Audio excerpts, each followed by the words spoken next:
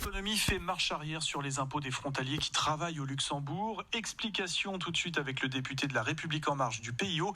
Il est en direct avec vous, Magali Fichter. Bonjour Xavier Paluskiewicz. Bonjour.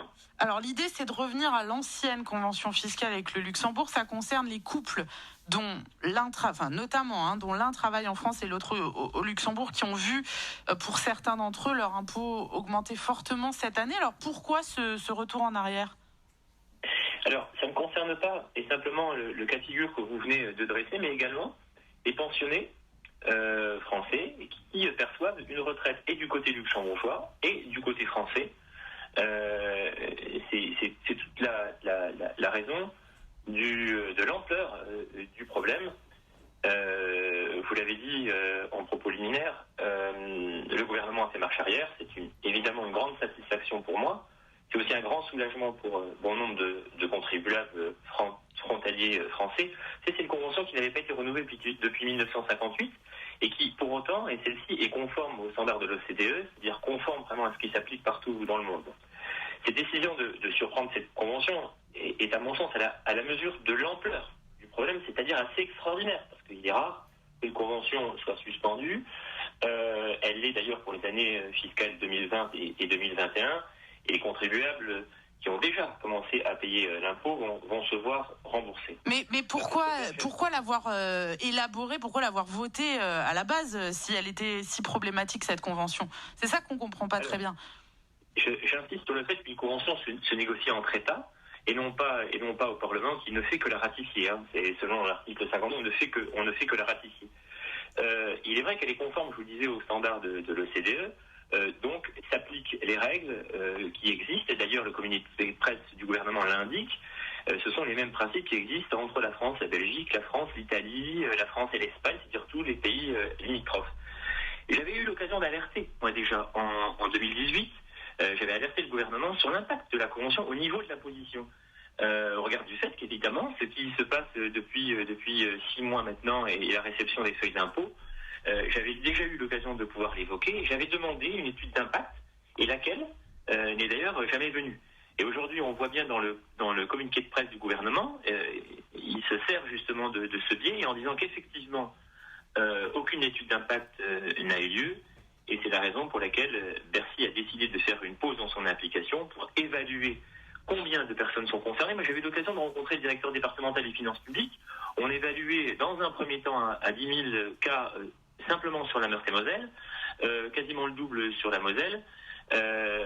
Notre boulot de parlementaire, c'était justement d'aller à la rencontre, et pour ma part, de 3 ministres français, 2 luxembourgeois. J'en avais même avisé Matignon, et notamment de l'ampleur. Et les salariés en tout cas, on a eu ce matin sur France Bleu Lorraine un syndicaliste des finances publiques qui parlait de entre 25 et 50 000 dossiers, et ils sont pas très contents, les agents des finances publiques, parce que maintenant ça va leur faire 25 000 à 50 000 dossiers à retraiter pour procéder à des remboursements, et on ne sait pas combien de temps cette convention va être suspendue. Donc vous comprenez qu'il soit un petit peu chafouin ce matin. Je peux aisément le comprendre. Vous voyez, je vous disais sur le nombre sur la Meurthe-et-Moselle et sur la Moselle, vous disiez entre 20 000 et 50 000. On l'évalue il y a une quinzaine de jours à 30 000. On est véritablement dans la fourchette. Je peux aisément comprendre que les fonctionnaires de la DDFiP puissent être concernés et inquiets quant au fait que ça puisse évidemment engendrer du travail supplémentaire au regard de cette injustice, si je puis dire. Je pense aussi aux contribuables frontaliers et évidemment on ne pourrait renvoyer cette décision de suspendre la convention sur le seul fait que ça puisse engendrer à l'administration fiscale française du boulot supplémentaire, même si je comprends évidemment leurs inquiétudes.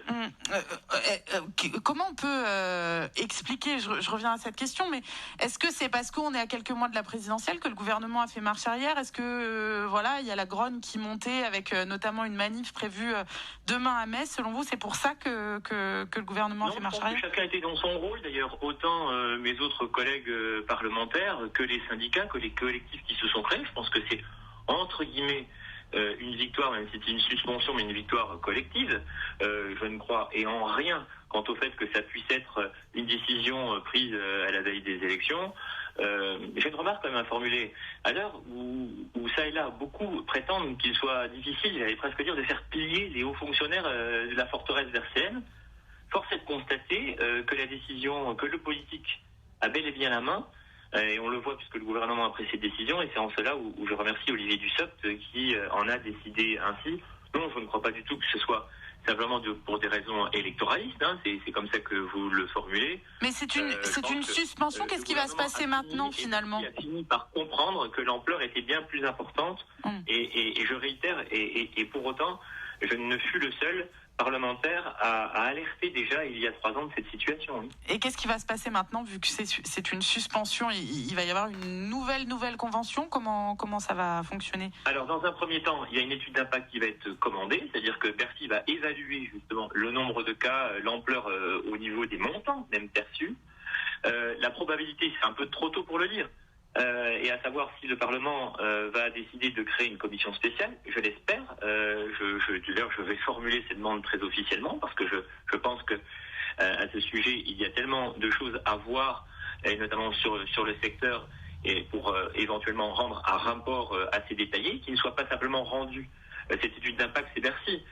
Une commission spéciale au niveau du Parlement, ce sont les parlementaires, et ça permettrait justement de recouper les informations. Je pense qu'il est un peu trop tôt pour le dire. Il y a d'autres sujets, de toute façon, qui mériteraient de toute façon que cette convention soit revue, et notamment en lien avec le télétravail. La dernière convention permettait 29 jours de télétravail. Vous n'êtes pas sans savoir que j'ai eu l'occasion de formuler officiellement une demande pour son extension à 45 jours. Donc, je pense que il y a encore beaucoup de faire une pierre de coups. Et j'en serai évidemment satisfait. Encore beaucoup de sujets et beaucoup de boulot, beaucoup de pain sur la planche. Merci beaucoup Xavier Paluskiewicz, député La République En Marche du PIO. Merci d'avoir été avec nous ce matin. Merci à vous, bonne journée. Bonne journée.